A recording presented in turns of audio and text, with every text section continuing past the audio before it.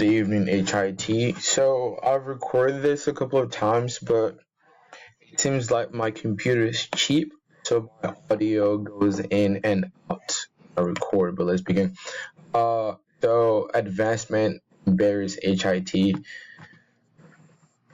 So I'm going to talk about the evolution of HIT, the history, then proceed to talk about the barriers, and finish with the evolution and where HIT is today.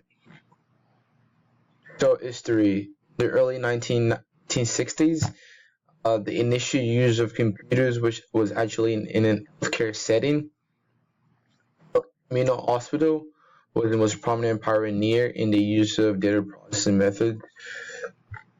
In the late 1960s, 1970s, emergence of institution came about.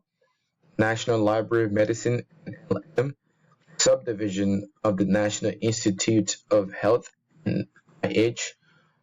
They're particularly interested in the research of the intersection between computer science and clinical care. Continue with the history. Agency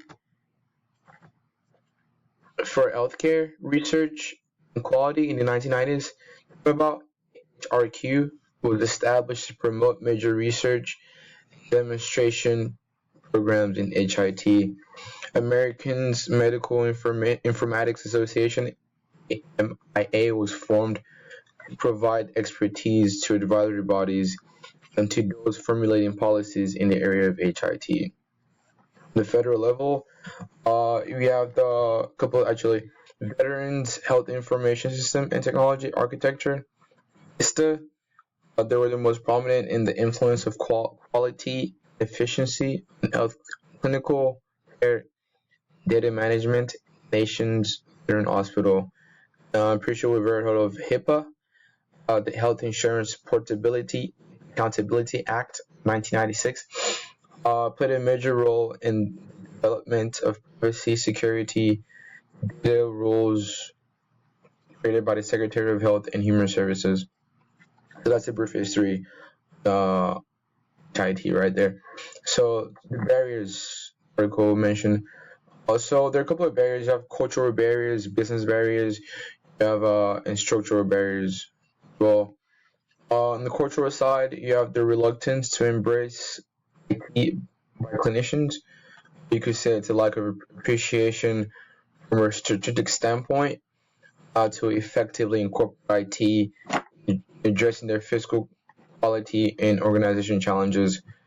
Of security, I ask, does IT pose more of a threat and protection when it comes to data confidentiality in comparison to best practices? So, you say like other folks would prefer best practice because it's more of a guarantee that way. But IT, you could say like there's more of a liability involved with hackers and whatnot, or data privacy and confidentiality.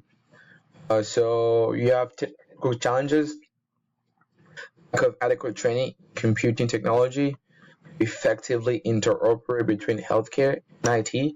Clinicians can sometimes have problems, getting used to the system, now to integrate the IT they have on their hand with the healthcare going on. There's a barrier between IT and healthcare.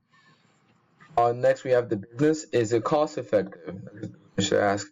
Hospital and clinics effectively measure the benefit and return on the investment of IT integration. Healthcare is a little difficult, more complex in comparison to, let's say, such as finance or marketing, where you have to just put your numbers, get your result right away. In healthcare, you have a lot more, factors that affect that. You have factors such as data, patient data, insurance data, bills, like actual, prescription, and so on and so forth.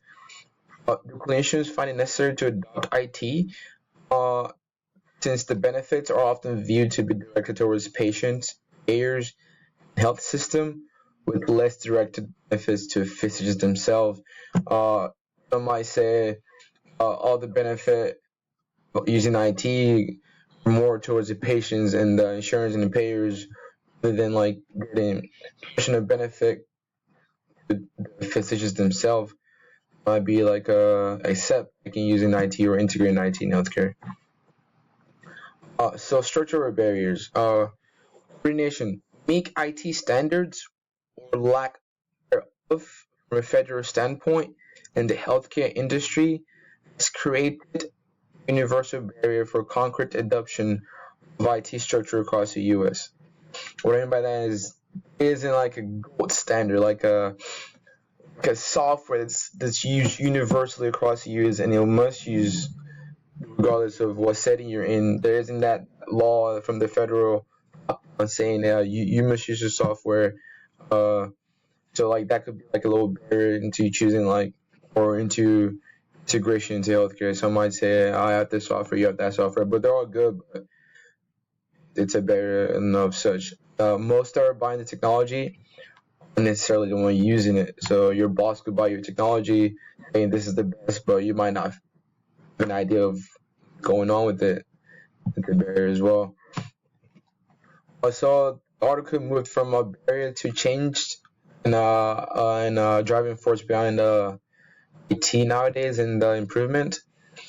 So one of the driving force is the internet. We all know like it's necessary. I'm doing this on the internet, as you can see. The patients being empowered, the accessibility, easier accessibility to information, health promotion, disease prevention, and disease management. So therefore, the clinicians, they've realized IT is an integral part of society and it's needed in the healthcare industry. So something they're not gearing towards, something that's like become like the norm, then it is a barrier. Institute of Medicine published a series of studies in 2005 identifying HIT as a solution to multitude challenges in healthcare, such as cost, out of healthcare, patient's record, and data protection. Moving on. So, takeaways. A couple of takeaways from the article that I can mention. Being biomedicine, it says in the article, the emergence of biomedicine has demanded for adequate computational support, gather and manage large quantities of data. It's also a driving force behind IT alongside internet. The Institute of Medicine noted that there are medical errors, liability of patients' information HIT. They've subsequently concluded that the benefits of IT in healthcare now and in the future substantially outweighs the risk involved. So, on IT building is going to be the norm, weighs any doubts involved.